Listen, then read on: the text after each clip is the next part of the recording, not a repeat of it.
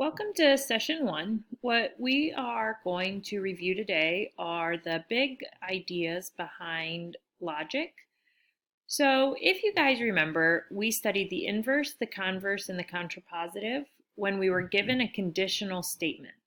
So remember, our conditional statement was a P then Q statement. If P then Q, where the P and the Q can be words or equations.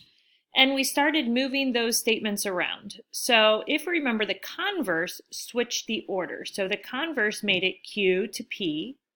So we would say if Q, then P.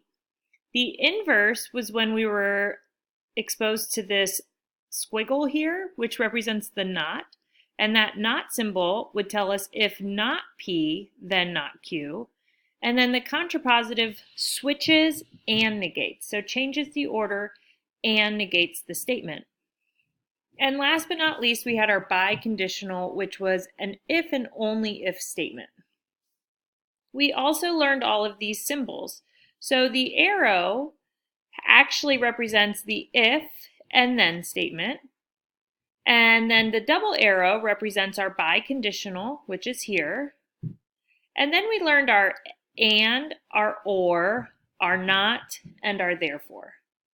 So for our and symbol, remember you can actually make the and symbol look like an A, and so then the or is the one that looks like a V. It goes the other way. In logic, we also learned our law of syllogism, our law of detachment, our law of contrapositive, and then we learned how to write counter examples. So the law of syllogism is the one where we're going to cut out the middleman. So notice we're going to have a repeat statement that we're actually going to get rid of, and we're only going to be left with the hypothesis of the first statement and the conclusion of the last statement, giving us P to R. The law of detachment was the one that told us if P, then Q, and you were told that P was true, so we were allowed to assume Q. And then the law of contrapositive tells us that if a conditional statement works, the contrapositive is also going to work. So if conditional is true, contrapositive is true. So let's go ahead and jump into some examples. So the first one I gave you, if two angles are vertical, then they are not adjacent. This is the conditional statement, the original, which is the P arrow Q. If P, then Q. So the inverse of this statement is when we actually have the nots in the front.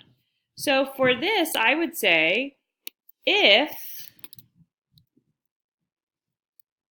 two angles are not vertical, then they are adjacent. Now, the trick to this is the not with a not. So when we went to write the not of our conclusion, since it already had a not in it, it's actually going to turn positive. So that is what our inverse would look like. So our converse, the converse is the one that switches the order. So for our converse, we're actually going to say if two angles are not adjacent, then they are vertical. And so here, notice we didn't put nots in, we just switched the order it was written in. The contrapositive is going to say if two angles, we'll start with if two angles are adjacent, then they are not vertical. So notice here we took the nots of both and switched the order. So the contrapositive is a combination of our inverse and converse. And then last but not least, our biconditional is the conditional statement, except instead of an if-then, it has an if and only if. So what I like to do to write the biconditional is I like to take the original hypothesis, original conclusion, and just instead of writing the then, we're going to replace it with an if and only if. So let's look and see what that looks like. If So we're just going to start with two angles are vertical if and only if they are not adjacent. That's what our biconditional looks like. So let's just make sure we remember our symbolic notations for these. So P to Q is our conditional. So our inverse, since that's where we put our nots in, that would be a not P to not Q. Our converse is where we switch the order with no knots. So I would say Q to P. The contrapositive was when we did both changes. So not Q to not P. And then our biconditional is when we did our double arrow. And so I'm going to have double arrow of P if and only if Q. Now let's just take a second to make sure we remember how to do symbolic notation when we're given the statements.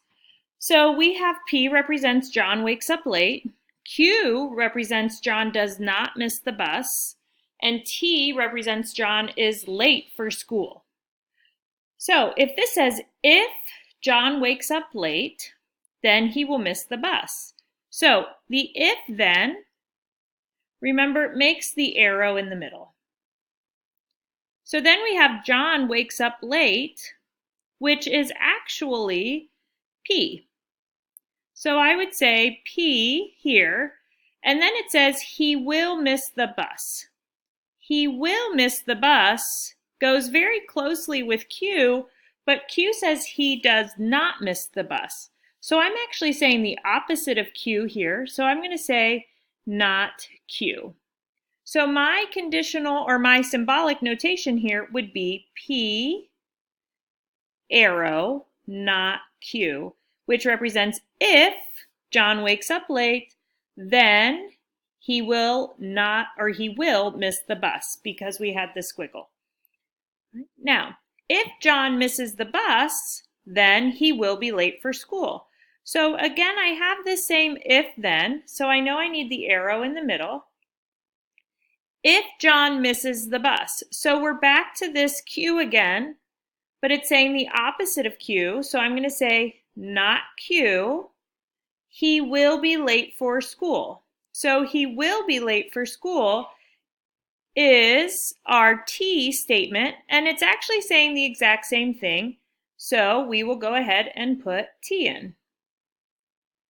All right, next statement. John doesn't wake up late and does not miss the school bus. So here I have the and, which remember the and is the upside down V. So I'll put that there. John does not wake up late. So that is P again, but it's not saying exactly P. This is saying not P because he does not wake up late. And then it says he does not miss the bus. So this is our Q statement, but it's actually saying the exact same thing Q says. So we would say not P, then Q. All right. And then last but not least, we have our final symbol that might pop up on the SOL, and that's therefore. So the therefore symbol makes 3 dots in a kind of triangular shape. Therefore, John is not late for school. So late for school is actually our T, but since it's saying not late for school, we want to say therefore not T. So that's a review of our conditional statements and our symbolic notation. In our next video, we're going to just practice on our laws of syllogism, detachment, and contrapositive.